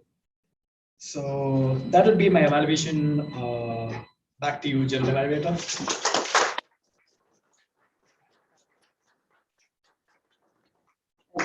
Thank you, sir. And I would love it if you could also do me a favor and bring back that agenda. Is there an agenda up there? Oh, this one? Yeah, no, wait, did I bring that down? There was an agenda right up here. Who has that agenda? Is that me? Well, there was one there was one over there, but you know what? That's okay. We'll find another agenda. That's quite okay. Our next and final evaluator is going to be the lovely Donna James. She normally has meetings on Tuesday that she has to attend. It's her Tuesday night meetings that bring her her second income. So she's actually giving up money to come here to help us out. Thank you, Madam Donna James, very much for evaluating the wonderful, absolutely talented Zach Phillips. Donna James. You're so muted. Thank you, Mr. Robert Riggs. Let me first say, Zach did a speech today on gamify your life one role at a time. I think that's a very catchy phrase to at least ignite someone's curiosity of where you were going with this speech. I really also think it's very timely because in this world of chaos and constant movement, we always end up at the end of the day wishing we had more time in our 24 hours. With the thought and our processes that we can do so much more. So I think that it's timely what you had to talk about today. One thing that I really liked was immediately you asked the question to your audience to get a feel of who your audience was comprised of. And I think that's a great thing because that can help gauge how you want to go with your speech. If you have your speech really solidified in your brain, you know how to turn it to fit the majority of the people in the room that are attending your speech. So asking that question really snaps the attention of those that are listening because you were getting responses from those. You were getting laughter from individuals when they were giving what their input was. Another thing that I liked was the use of the grease board or the eraser board, where you were able to capture their input and put it on the board so that people can visually see it. And then you can outline how that can be used in the game, in the gaming process. I think it's a great idea if you roll the dice and say, I got 8 minutes, so 8 minutes I'm going to devote to this, or 5 minutes I'm going to devote to that. That really helps in getting a better understanding of the presentation. One of the things that I would say is an area that you could work on is start talking about what the positive impacts are of doing this particular task or this routine. What benefits would it do for me or add to my life in time? Give an example of being able to take those pockets of time, adding it up, and then saying, this frees up how much time of your day to focus on things that you really want to do. That's something that I think would be really a great thing to do. Provide some discoveries that you have been able to identify yourself when you utilize this game. That lets people know that you're not just talking about a game, but you've actually practiced it yourself. So people always want to see, what impact is it to the person who's speaking when they tell me to use all of these different words. Now, one of the things that I want to challenge you to do is, there was an abundance of the word like. I want you to stream down that word and come up with another word, but there was an overusage of that word like. It creates a point where it feels like you're trying to find something to say, or you're trying to make up for time that may be remaining that you haven't gotten the red light on. So those are the things that I think you should do. But overall, it was a good speech. Back to you, General Evaluator.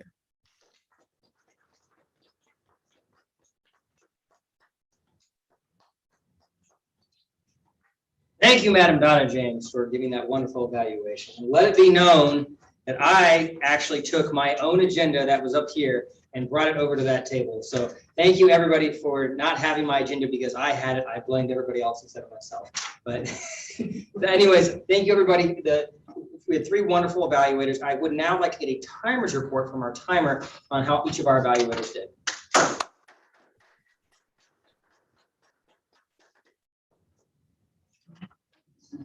So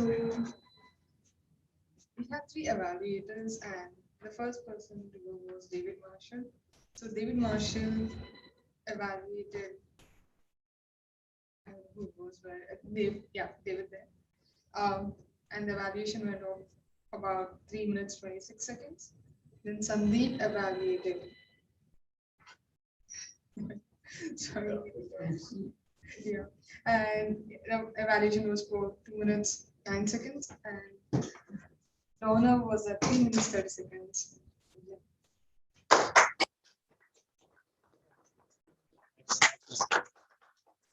What's the time, Donna James? 30 seconds. Right. What time was it? 3:30. 3 minutes and 30 seconds, right on. Right on. Excellent. At this time, I was trying to do about 3 different things at one time. I did not, was not able to give you guys additional sheets. So if you have pieces of paper available, or if you could split one and give it to your neighbor in case they don't have an extra one, everybody could please try to go ahead and get their votes in. I will come around in just a minute to gather everybody's votes.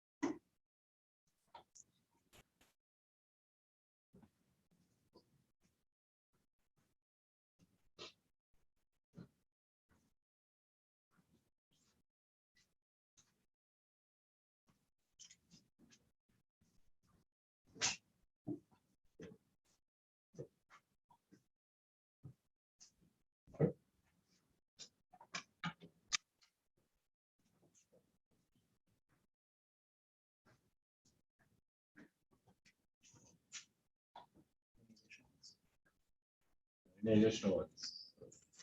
Anybody else? Bueller.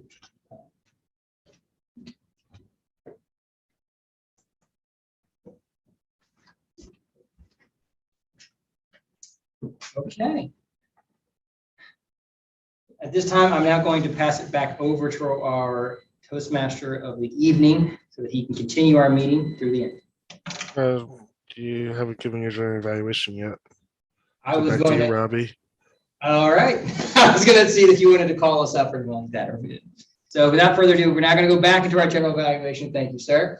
And I'm going to first hear from our role reports, and then I'm actually going to give you my general evaluation. So I'm not going to give you my general evaluation first, and then hear everybody else. I'd rather hear everybody else first. I'll do my stuff at the end.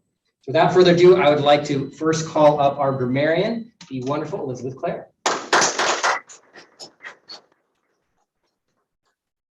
Thank you, Mr. General Evaluator. Being grammarian was a lot of fun. Everyone's grammar was really good. I do want to comment on, it's not a grammatical problem, but it's a voice variety problem. There were some speakers who spoke so softly, I couldn't hear them. So if you're up there and you're speaking, have someone signal to you that you need to speak a little bit louder because that's important. Because I couldn't even tell if your grammar was okay. Probably was, but didn't hear it. Robert. Oh, he's surprised. The difference between formal and informal, passing the lectern over. Pass it back over is very informal, and that's fine for an informal meeting. If we practice for a formal meeting, you would say, I'm going to pass control of the lectern back to so-and-so. But pass it back over, we have to understand is informal. Luke Dobbs had quite a few interesting turns of phrases. He said, I'd like to ruminate on ourselves, how we treat each other. If we're all made in his image, we should revere each other. That we're individual expressions of the divine. These were like very profound thoughts that he brought up, plus tapestry of interlocking circles. I like Zach Phillips' title and weaving through his speech, gamifying your life. I'd never heard a term like that. And he took himself out of the equation. So what happens when you take yourself out of the equation? I like Lee when he spoke about being a jack-o'-lantern, that he could shed light on the darkness. And when Donna talked about igniting our curiosity, that was a very interesting turn of phrase. So tonight, my report is mostly on interesting turns of phrases. Mr. General Evaluator. Thank you, Madam Grammarian. Now I'd like to call on my next helper, see how we did with our ahs, so's, you knows. Brenda, you are attentively there. You're listening to everything that we said and did. Can you please tell us how everybody did with their ahs, so's, you knows as the ah counter?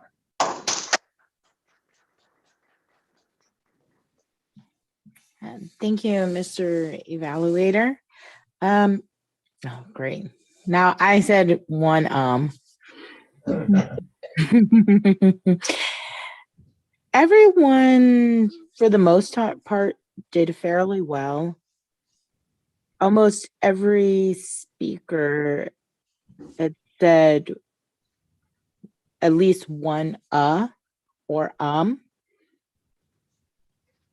see, I just wanted to point out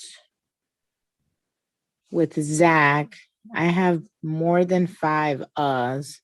So it's just keeping just being aware of your ahs. And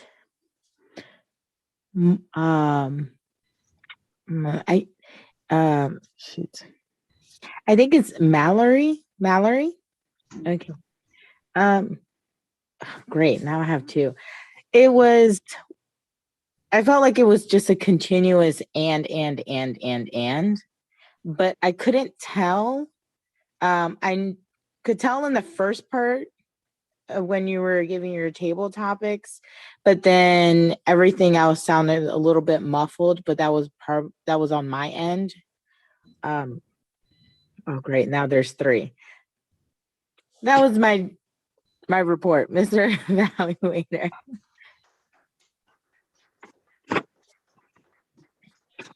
Record, Elizabeth counted 6, but the good news is that you did not have to pay Elizabeth any quarters back for loud noises or other things. So very good.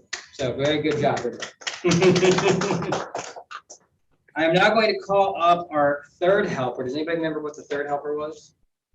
No. Mallory. She's the word master because she gave up her listen up job, right? Yes. So Mallory, would you please come up and let us know if we use the word of the day?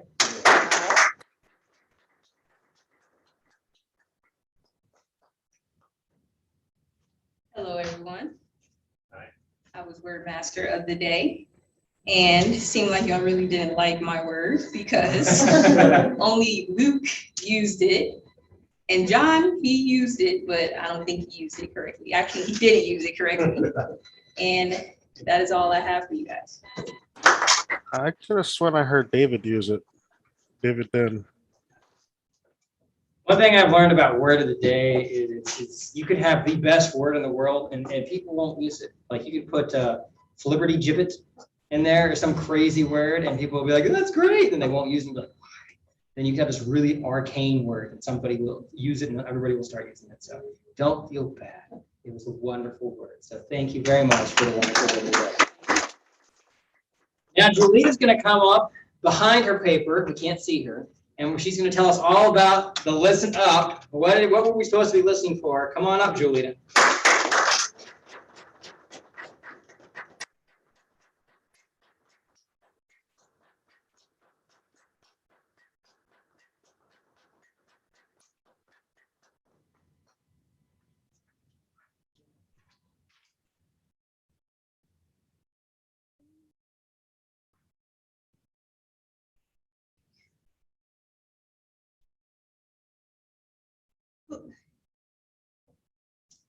For my, just to listen up. First, who stick their pinky finger in the fan? David Ted still has a pinky.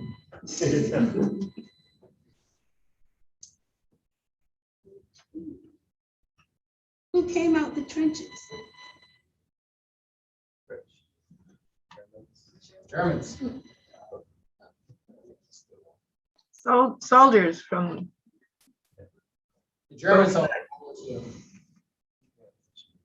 What was a blessing for Zach? Not having to think about anything.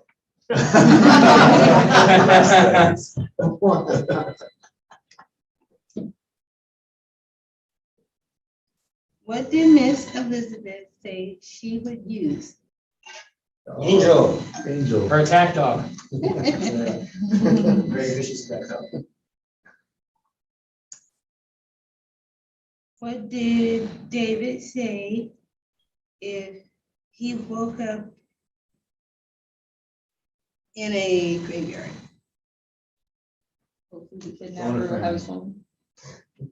Yes, all over. And he and his wife. I don't know how she. his wife.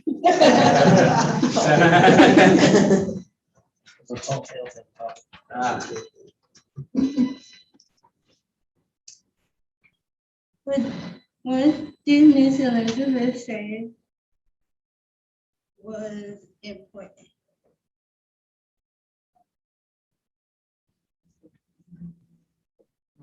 That we can speak loudly so she can hear her. What did Miss Elizabeth say was important? Hey, Miss Elizabeth, what's important? Voice volume, for one thing. All right, is that what you're talking about? That's right.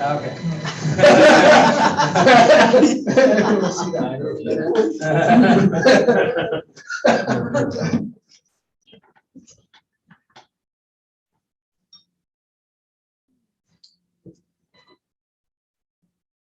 Mom's come.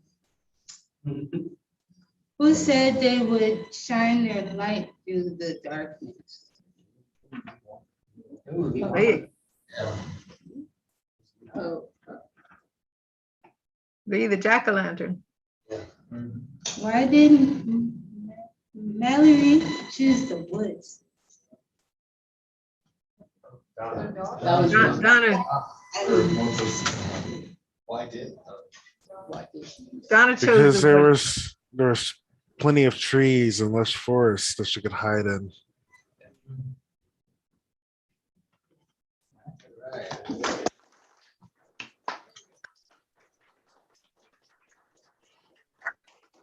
Thank you, Julieta. This is the first time that she's come to a meeting in how many months?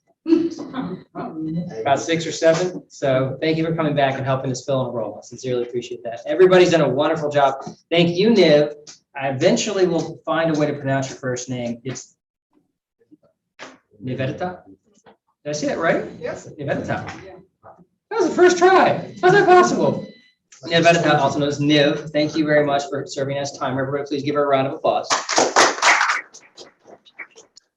Mr. John Gregory. Thank you, John. There's one final helper I'd like to point out today, and I would everybody to stand up and give this man a round of applause. There was a snack master today, so if everybody could please stand up and give Zach. Thank you. It's so good. I'm gonna make you do it again.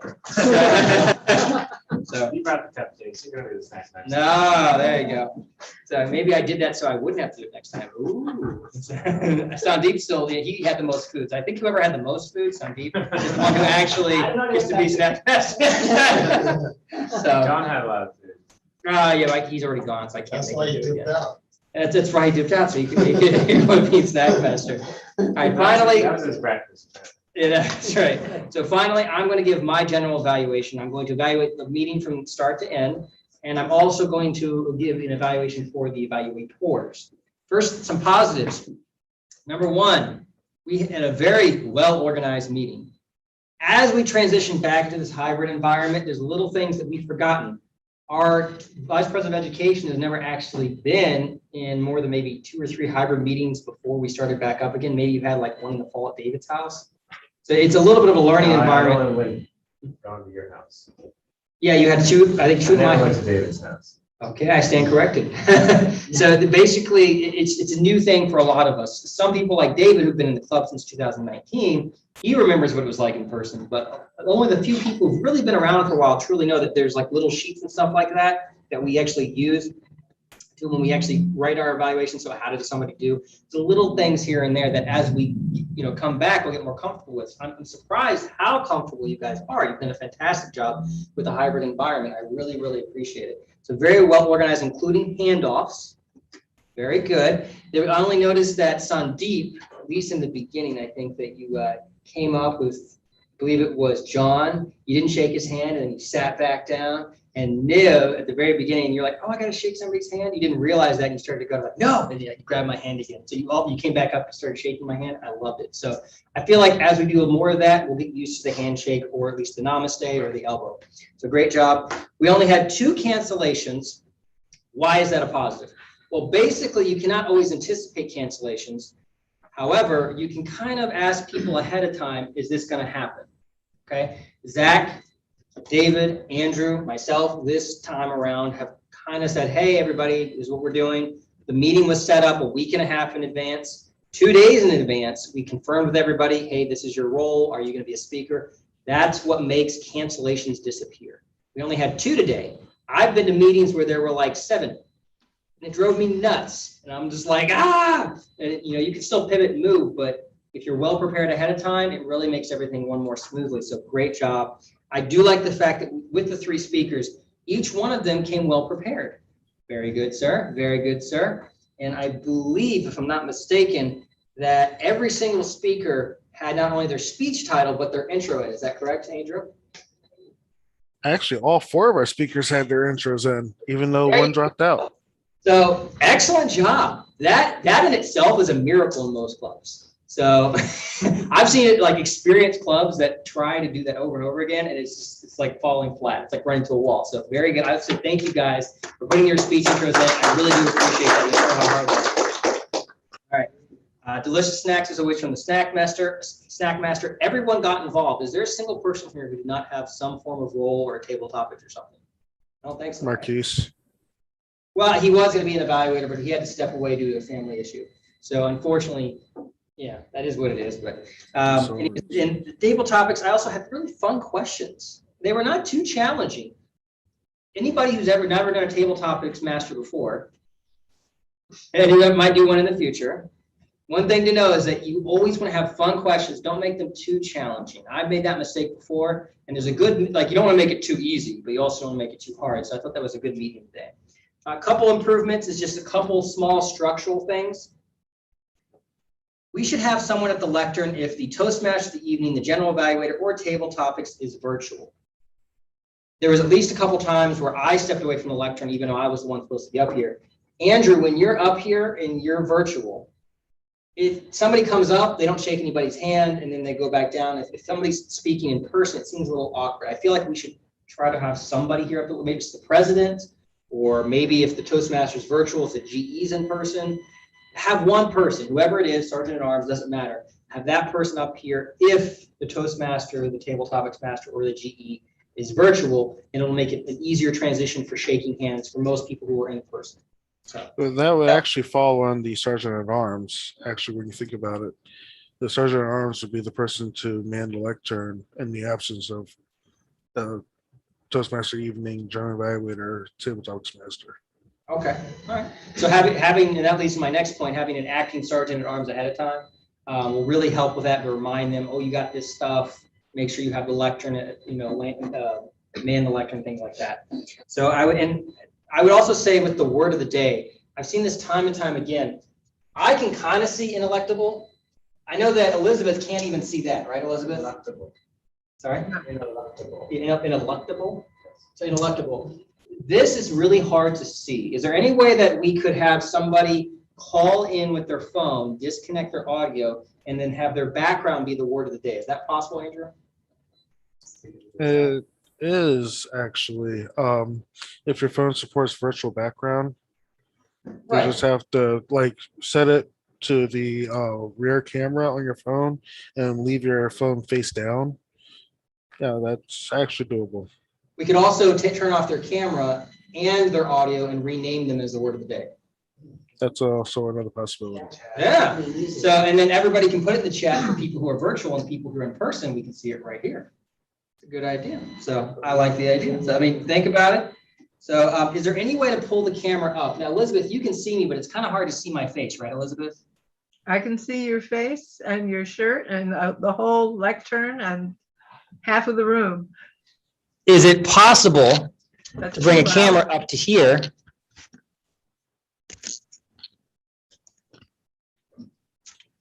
Does it make it a little easier to see the speaker now? Yeah, but I also I That's like too close. to see the other side. Too close. It also limits the space in which the speaker would have to move if they were to step away from the lectern. I would keep it the way you have it. Yeah. Great, Sarah. Everybody likes the wide area of space. So I feel like at least when I'm on screen here, it's kind of hard to see the individual. Maybe a few feet up as opposed to 5, I don't know, but that's just my feeling about it. I like seeing a clear face when I can see a speaker. And if you're online, it's kind of hard to see the speaker in front. So, all right, and the only thing I want to say was we're good to go with that. All right, so overall, you guys did a fantastic job with the meeting from start to end, very well organized. I will give some quick evaluations of the evaluators, and then I'll move it back to my Toastmaster evening.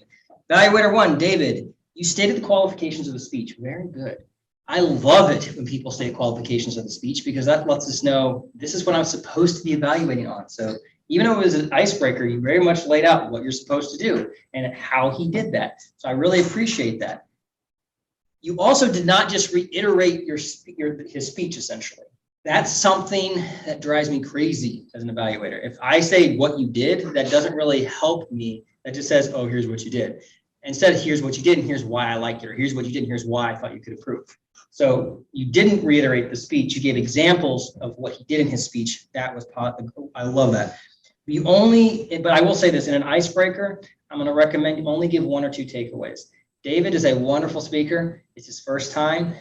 It can overwhelm anybody, including myself. When I gave my icebreaker, if I get more than 2 items of feedback, your feedback portion was actually, the time-wise, longer than your positive portion.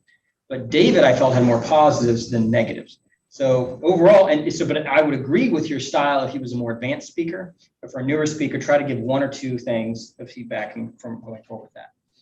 Let me see. We're looking at Sandeep. Sandeep, great job on the fly. Give good positives about his speech mechanics. You gave great positives about his speech mechanics. That I've seen it time and time again. That is something you do very well. You, as an evaluator, love to see how somebody can move across the stage, move left and right, up and down. And you like to talk about their intonation and all that kind of vocal variety stuff. I'm going to challenge you to not do that as much. What I want to hear from you is specific examples of his mechanics if you're going to talk about them. Because you said, I liked this, you did this, you did this, you did this. I want to hear specific examples when he gives, or when you give an evaluation of, well, if his vocal variety was great, give an example of something he did that made his vocal variety ring true. Because if you just say, here's things that I liked and here's things that I didn't like about the mechanics, he may not remember exactly what you're talking about. So it's important to give examples on that. And the most important one is give feedback on the speech structure and basically the content. Something I try to do when I give an evaluation is if I hear somebody speak, I want to hear overall stories. I want to hear structure. I want to hear not just how they said it, but what they said. How you did say it is just as important as what you say. So that's the other side of the coin that I want to hear from you, Sandeep. The how portion you're really good at. I want to hear the what. So go with that. Donna James, you gave great examples of how we can improve and why it will help. She is an excellent evaluator. I always struggle to evaluate her evaluations because she says her evaluations, it feels like a warm glass of milk. Donna in general is a very comforting soul. So I love hearing her comfortable pacing, and she even gave me a thumbs up, and her clear organization, her evaluations. I really do appreciate what she says. She has a very soft release. When she gives the positives, it lifts you up. And when you hear like the improvements, it's still soft. She softens the blow for us. In the middle of all that, it's well organized. And she also reiterates and says, okay, and this is what I said. She says, tell him what you're going to tell him. Then she tells you, and then she tells you what you're going to, then tell him what you told him, essentially. She follows that rule very well. I would like her to, though, is to stand up and show him examples of how he can improve his body language. If Zach can improve his body language, you should stand up and show him. So if you can. So I do appreciate you, though. And with that being said, I am talking way too long. That was a long general evaluation, but I did evaluate every evaluator. I'm now going to pass it back to our Toastmaster today, Mr. Andrew Bullock. Thank you, Mr. General Evaluator, and thank you everyone who had a part in our meeting this evening. We just went through one of the first steps in the experience for David Den, and as we move along, we're gaining more knowledge and we're improving ourselves every day. And I want to thank you all for taking this opportunity to begin anew. With that said, all we have left is to hear from our club president, Mr. David Marshall.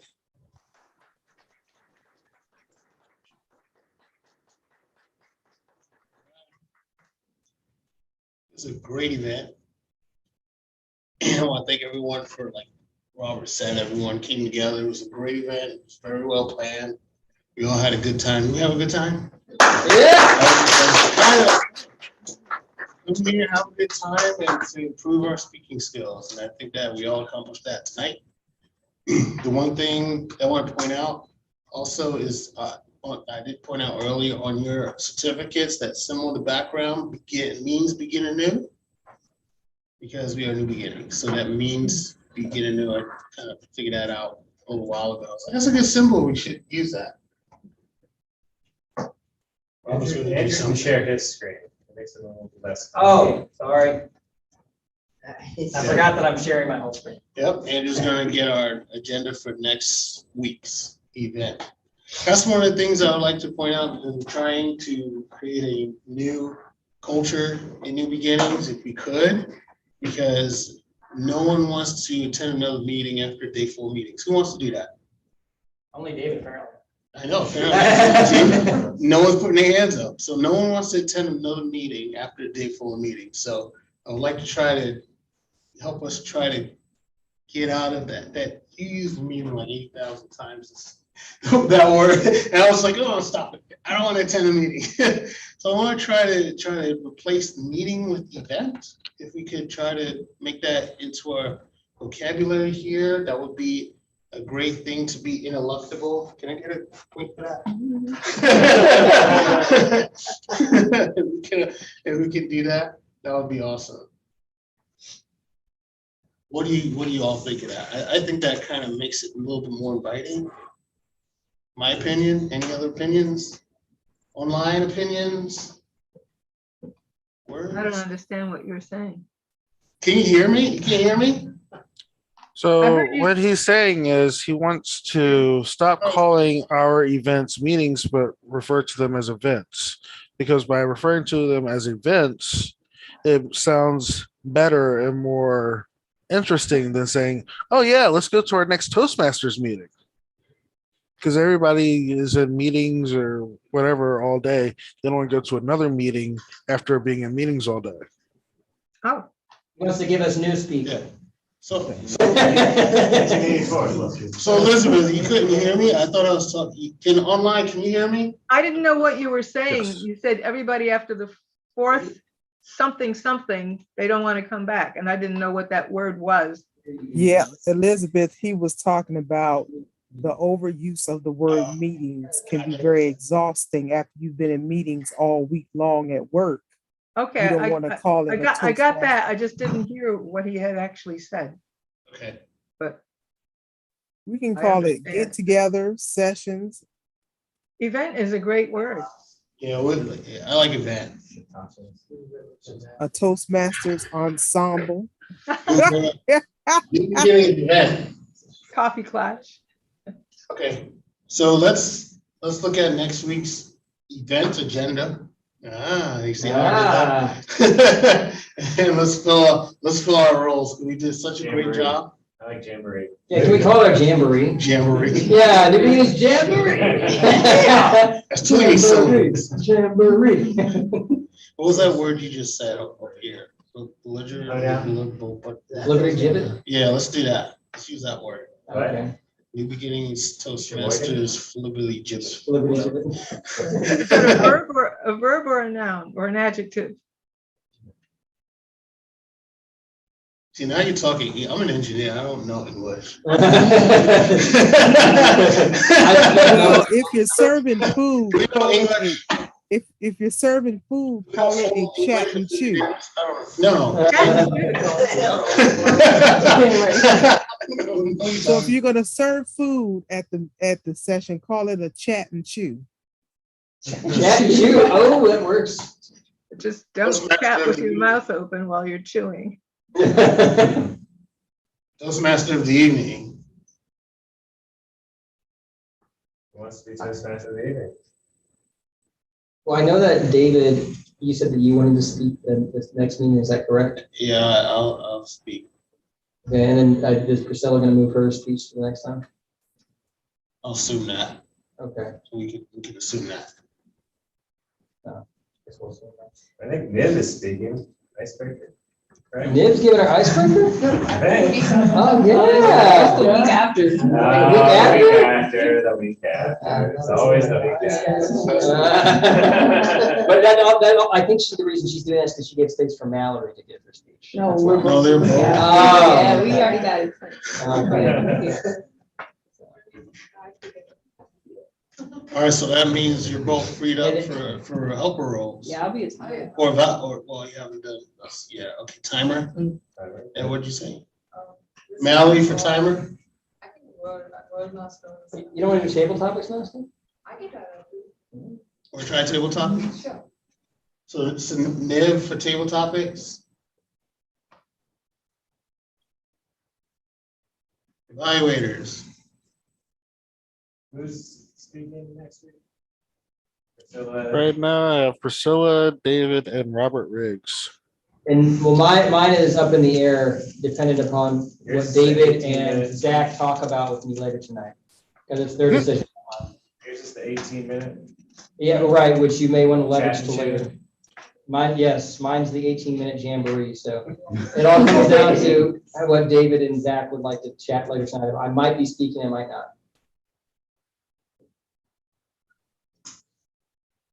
I'll evaluate. All right, so yours is 18 minutes? 18. Let's do an icebreaker, Priscilla's icebreaker, and your 18 minutes. Priscilla's not an icebreaker. Oh, that's right. Yeah. I'll evaluate someone. For some reason, I was thinking, we have so many icebreakers. What are you gonna do? Evaluate it. And someone's, I'll evaluate. Or actually, no. So take me off as a speaker, and let's let Robert do his 18 minutes. Why? Well, we don't know. And I'll do an evaluator. Honestly, I would prefer to speak on the 22nd, so let. You already just said it depends on, it's on myself Well, and Zach's. You said it was myself and Zach's decision. Zach would be one of speak. So you're next week. It's saying, no, you're next week. It's saying. I don't know how to use this. All right, and I'm gonna evaluate. I'll evaluate.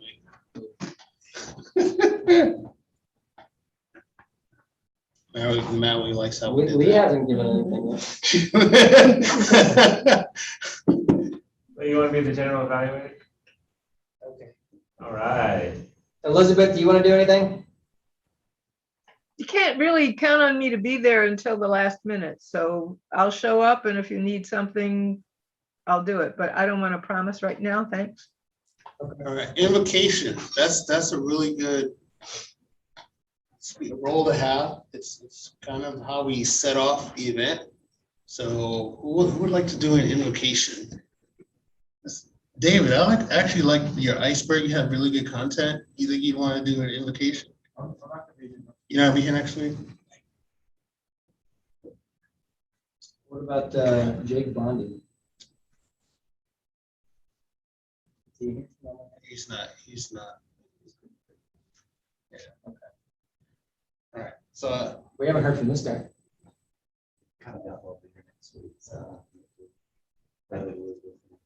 Yeah. Okay. Next week.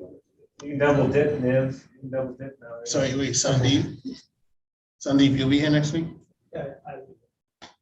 That sounds like a Toastmaster day if I ever heard one. An evaluation? Toastmaster day.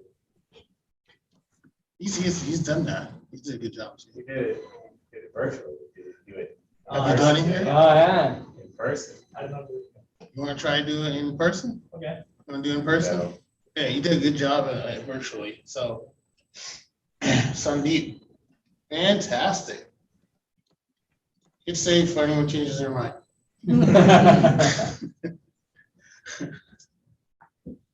All right, great job.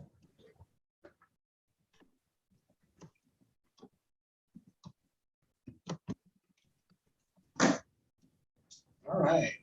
You know, I was looking at the agenda and I saw the little photos on the side of the agendas. I think we should have sort of a contest because I want to change my photo. What do y'all think? That would be kind of fun. The president gives us a gift card in his own pocket. Yeah, I guess so. Yeah. Sure, why not? Donna started doing that every meeting for whoever gets a word of the day the most. Yeah, that's not going to happen every meeting. So I think you should. I think that would be. Who thinks that would be kind of fun? As long as the picture has a dog in it, I think we're okay. All right. So I don't have any announcements. There's any last comments? Any comments for this event? Elizabeth. I found it, I needed some instruction in how to give feedback to people who are actually in person there. It's easy to give feedback to people who are on Zoom because I can just click on their picture. But how do I give feedback to the people who are present? It's good. I guess you could send it to the, you could either text somebody or you could send it to the chat. So Well, the chat doesn't reach the people who are there in person.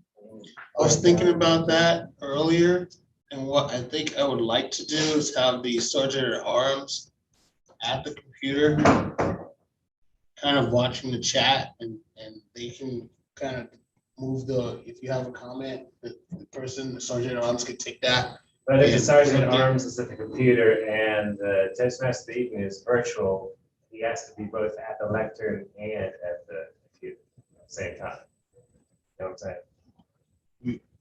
Yeah, well, he's gonna be right there. So we have a second sergeant at arms at every meeting. All right, I guess.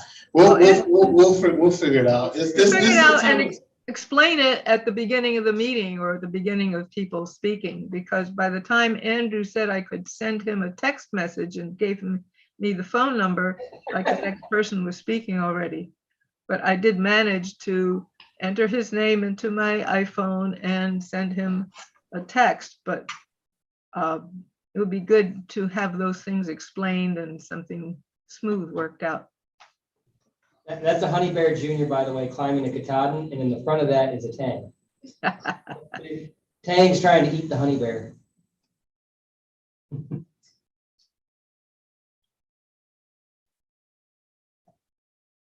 All right, I'll just make a comment about that, and we'll sit down. We'll figure that out on how we're gonna, the logistics of all of that. These are the type of things we have to figure out, this hybrid environment, so we'll figure it out. That's a good comment, though. Good catch. We'll figure out how to do that. Anyone else? What's that? Elizabeth? Yeah, and I just want to say it's very exciting to be here in St. Martin's, New Brunswick, and being with you in Virginia Beach. It's like, wow, that's amazing. So thank you for the invitation, Robert especially. You're welcome anytime. Even if you're not here, you're always in our hearts, Elizabeth.